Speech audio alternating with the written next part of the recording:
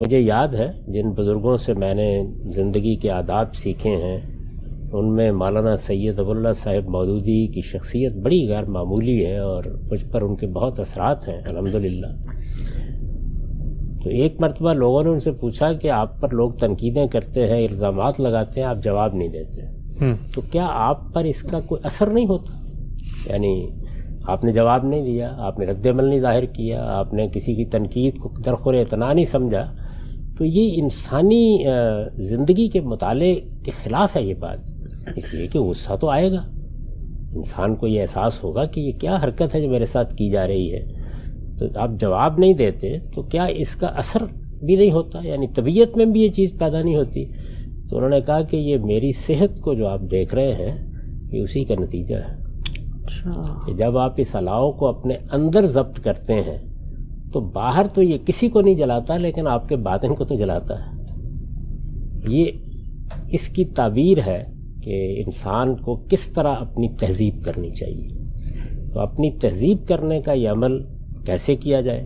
آپ کا سوال چونکہ یہ ہے، اس کا میں نے اپنی زندگی میں ایک ہی راز پایا ہے اور وہ ہے شدید خود احتسابی۔ اپنے آپ کو الاؤنس دینے سے انکار کر دیجیے، یعنی جس وقت ہم غلطی کرتے ہیں تو ہمارے اندر اللہ تعالیٰ نے ایک باعث رکھا ہے، وہ آپ کو فوراً بتا دیتا ہے۔ اچھا اس وقت اگر آپ نے نہیں بھی سنی اس کی بات، جا کے گھر میں بیٹھیں گے بتا دے۔ یعنی مجھے بہت اچھی طرح یاد ہے کہ جب جوانی میں کسی ملنے والے کے ساتھ غصے کا اظہار کیا، کسی ناقد کے ساتھ غصے کا اظہار کیا، کسی احمقانہ بات پر اصرار کرنے والے کے ساتھ غصے کا اظہار کیا، دوست کے ساتھ کیا، گھر میں کسی کے ساتھ کیا، ماں کے ساتھ کیا، باپ کے ساتھ کیا،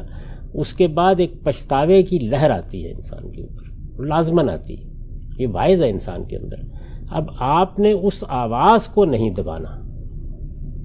یعنی اس وقت انسان کیا کرتا ہے، وہ تعویلات کرتا ہے، نہیں یہ موقع تھا اس کا، یہ آدمی اس کا مستحق تھا، ابا جان کو اس وقت یہی جواب دینا چاہیے تھا، اماں نے بات ہی ایسی کر دی تھی، تو آپ اس موقع کے اوپر الاؤنس دیتے ہیں اپنے آپ کو۔ یہ اصل میں عمل بند کر دینا چاہیے، پہلے دن سے یہ طے کر لینا چاہیے کہ نہیں، جب بھی میرا ضمیر مجھے یہ بتائے گا، میرا باطن یہ گواہی دے گا کہ یہ میں نے ٹھیک نہیں کیا، یہ لفظ میں نے صحیح نہیں بولا، میری آواز بلند ہو گئی، میں نے دوسرے آدمی کے اوپر جوابی الزام لگا دیا، تو اب یہ ایک غلطی ہے، مجھے اس سے اپنے آپ کو پاک کرنا ہے، اسی کو تزکیہ کہتے ہیں۔ تو اپنے آپ کو پاک کرنے کا یہ عمل ایک دن میں نہیں ہوتا، 2 دن میں نہیں ہوتا، اگر آپ فطری طریقے سے کرنا چاہتے ہیں تو اس میں برسوں لگ جاتے ہیں، اور جب آپ یہ مسلسل کرتے رہیں، ہر روز کرتے رہیں، تو ایک وقت آ جاتا ہے کہ جب پھر لوگوں کو حیرت ہوتی ہے کہ یہ آدمی ایسا کیسے بن گیا، کیسا بن گیا یہ آدمی ایسے۔ تو اللہ سے دعا بھی کرنی چاہیے، سب سے بڑی چیز تو اللہ تعالیٰ کی عنایت، اس کا کرم ہے، لیکن اللہ تعالیٰ کی عنایت اور کرم